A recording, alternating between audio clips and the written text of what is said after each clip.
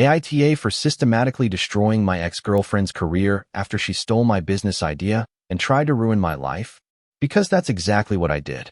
And honestly, watching her empire crumble was the most satisfying thing I've ever experienced. This is a story about betrayal, patience, and the kind of revenge that takes 2 years to execute perfectly. Some people call it petty. I call it justice. My name is Marcus, I'm 32, and this is how I took down the woman who thought she could steal everything from me and get away with it. Buckle up. This gets brutal. 3 years ago, I was dating someone I thought was my soulmate. Her name was Vanessa. We met at a tech startup conference, both ambitious, both hungry to make it in the app development world. I was a freelance software developer with a killer idea for a productivity app specifically designed for remote teams.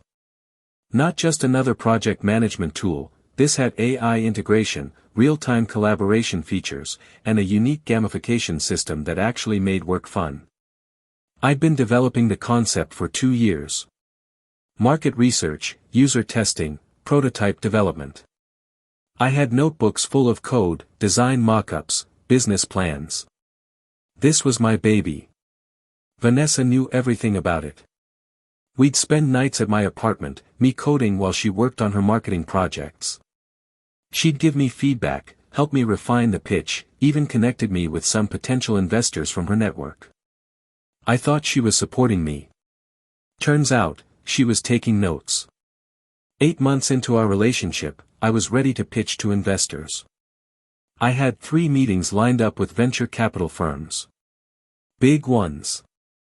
The kind that could turn my app from concept to reality with serious funding.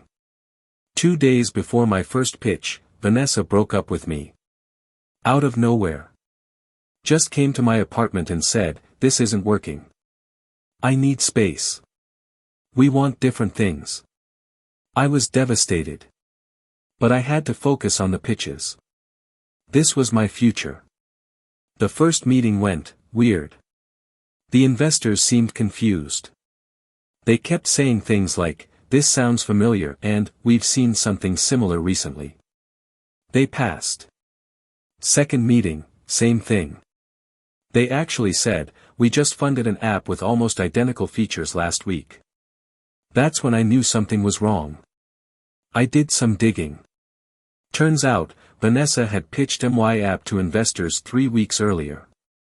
She'd taken my entire concept, my code architecture, my business plan, and presented it as her own idea. And she'd gotten funded. $2.3 million in seed funding. I confronted her. She didn't even deny it. "You were taking too long," she said. "You're too cautious, too perfectionist." Someone needed to actually execute, and I had the connections to make it happen faster. "You stole my idea," I said, barely able to process what I was hearing. "Ideas are worthless, Marcus. Execution is everything. And I executed. You should be thanking me for showing you how the real world works." Then she hit me with the real gut punch. "Oh, and I'd be careful about claiming I stole anything. I've already told the investors and my new team that you're a disgruntled ex who's been harassing me and trying to claim credit for my work. If you try to fight this, I'll destroy your reputation in this industry. No one will ever fund you again." She walked away. And I stood there, realizing I'd been played from day one. Most people would have sued. Gotten lawyers involved. But I knew that would take years, cost a fortune I didn't have, and might not even work since she'd been smart about covering her tracks. So I decided to play a different game. The long game. I spent 2 weeks wallowing, letting everyone think I was broken. Then I got to work. First, I documented everything. Every conversation, every email, every text where I discussed the app with Vanessa. Every dated notebook entry, every version of my code with timestamps. I built an airtight timeline proving the idea was mine. But I didn't use it yet. Instead, I got a job at a competing tech company.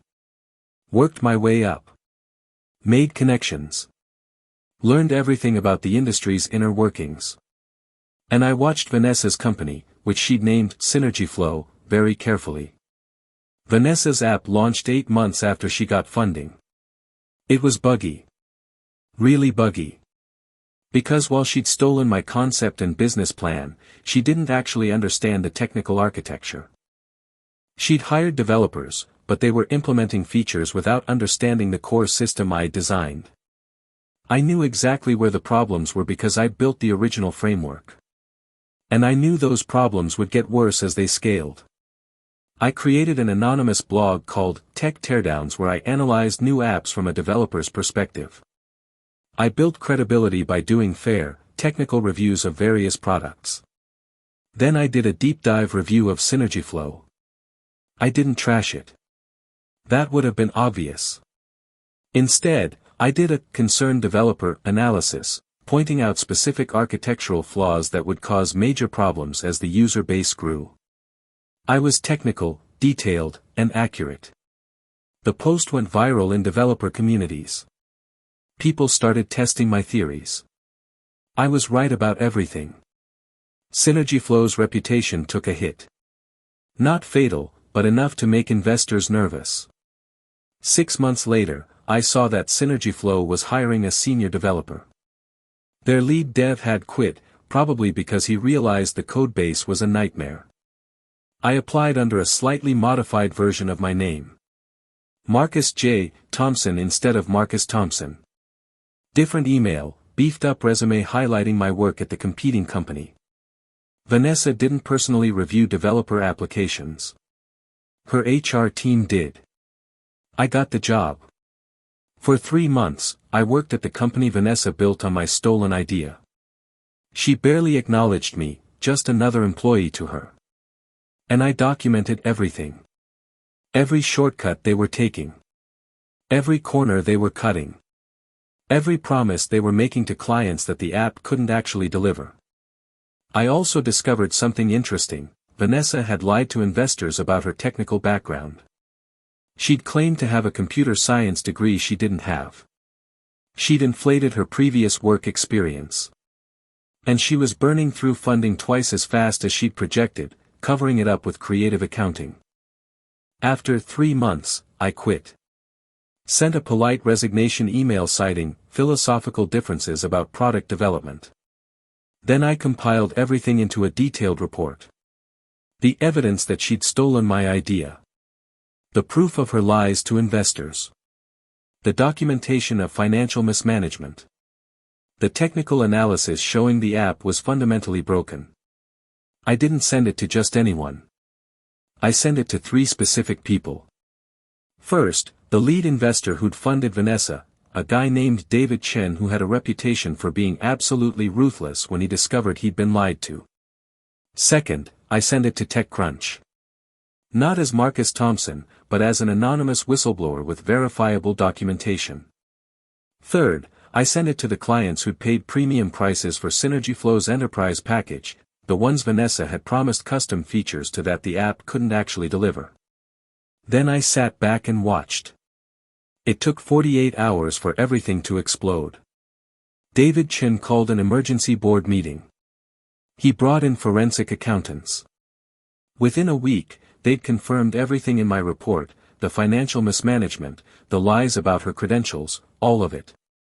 TechCrunch published an exposé titled SynergyFlow, How One Founder Built an Empire on Stolen Code and Lies.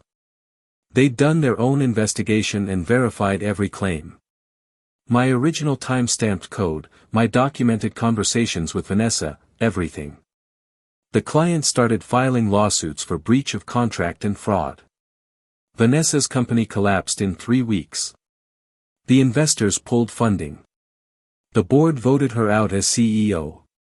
Her developers quit en masse when they realized they'd been lied to about the company's financial stability.